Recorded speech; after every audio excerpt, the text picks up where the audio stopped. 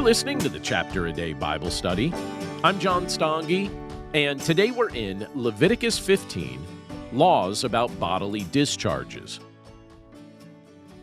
Leviticus 15 can feel uncomfortable to read because of the nature of the topic it addresses. It speaks plainly and openly about bodily discharges, personal hygiene, and ritual uncleanness. Many readers are tempted to skim it or rush right past it, as is the case with several previous chapters in this book as well. But if we actually take a moment to give this passage some thought, I think we can see that this chapter reveals something important about God's holiness, human brokenness, and our deep need for cleansing that goes far beyond the physical. I think it also points us clearly toward Jesus, and there's a beautiful story in the Gospel of Mark that I'll highlight in just a moment because it helps us understand why this chapter in Leviticus was shared with us in the first place. Now, at a basic level, Leviticus 15 addresses various kinds of bodily discharges for both men and women. These conditions weren't sins in themselves. They were part of living in a fallen world where bodies get sick, wear down, and malfunction. And still, the Lord declared that such conditions resulted in ceremonial uncleanness. Anyone experiencing these issues or coming into contact with them was temporarily restricted from participating fully in the worship life of Israel. The repeated statement throughout the chapter is worth noting. Again and again, we read that a person shall be unclean until the evening and must wash with water. We see that in verses 5 through 11. We see that in verses 16 through 18 as well. Uncleanness was transferable. It spread through contact. Beds, chairs, clothing, and even people were affected. Now, this wasn't about shame. It was about separation. Uncleanness kept people at a distance from the sanctuary, reminding Israel that God is holy and that human frailty creates barriers that must be addressed before approaching him. But here's something that should stand out to us as we read this passage. Uncleanness often came through ordinary, unavoidable aspects of life. These weren't rebellious acts. They were reminders that something in the world is not as it should be. God was teaching his people that his presence is pure and life-giving, while human brokenness, even when unintentional, creates a problem that needs cleansing. Verse 31 summarizes the purpose of these laws clearly. It says, "Thus you shall keep the people of Israel separate from their uncleanness, lest they die in their uncleanness, by defiling my tabernacle that is in their midst." The issue wasn't that God was harsh or distant, it was that his dwelling place was holy. Approaching him casually or carelessly was dangerous. Separation and cleansing were acts of mercy, not cruelty. The chapter concludes with instructions for offerings once the condition had ended. After washing, waiting, and confirming restoration, the person was to bring sacrifices to the priest. Verse 15 says, "And the priest shall make atonement for him before the Lord for his discharge." Cleansing always moved toward restoration. God's goal wasn't exclusion forever, but renewed access to his presence. So how does all of this point us toward Jesus? Well, first, Leviticus 15 shows us that uncleanness flows from humanity outward. Contact spreads it.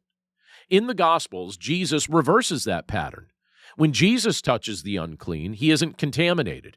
Instead, he cleanses. Now consider the woman with the discharge of blood in Mark chapter 5. According to Leviticus 15, her condition, which had been going on for 12 years, would have then made her ceremonially unclean for 12 full years of her life. Anyone she touched would also be unclean. And yet when she touches Jesus' garment, the flow of blood stops immediately. And Jesus doesn't become unclean. Power goes out from him, and she's healed. Well, that moment is a living picture of what Leviticus 15 was preparing us to see. Jesus is the Holy One, whose purity is stronger than our uncleanness. And he doesn't need to wash afterward. He doesn't need to wait until evening. He doesn't offer a sacrifice for himself. He is the source of cleansing. Second, Leviticus 15 reminds us that washing with water was necessary, but it was never sufficient on its own. The repeated command to wash points forward to a deeper cleansing that water alone could not accomplish. Hebrews chapter 9 verses 13 and 14 reflects on this truth, explaining that external regulations could cleanse the body, but only Christ can cleanse the conscience. Jesus provides what Leviticus could only symbolize. His blood cleanses us fully, inside and out. Third, the sacrifices at the end of the chapter, they anticipate Jesus as our final atonement. The priest in Leviticus made atonement repeatedly for temporary conditions. Jesus offered himself once for all. Through his death and resurrection, he removes the barrier that separates us from God permanently.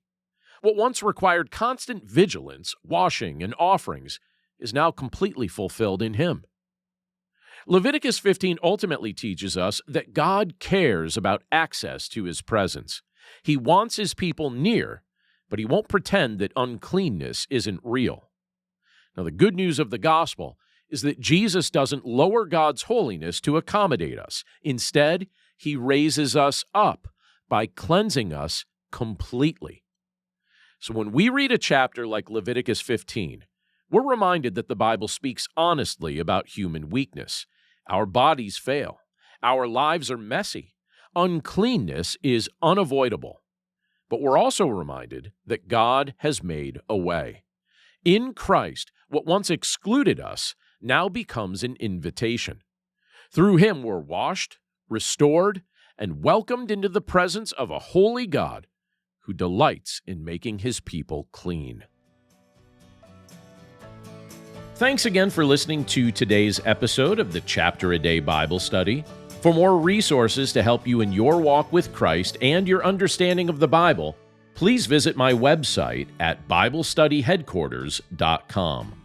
And if you'd like to partner with me by becoming a supporter of this ministry, you'll see a few options to do so, again, at BibleStudyHeadquarters.com or in the description of this episode.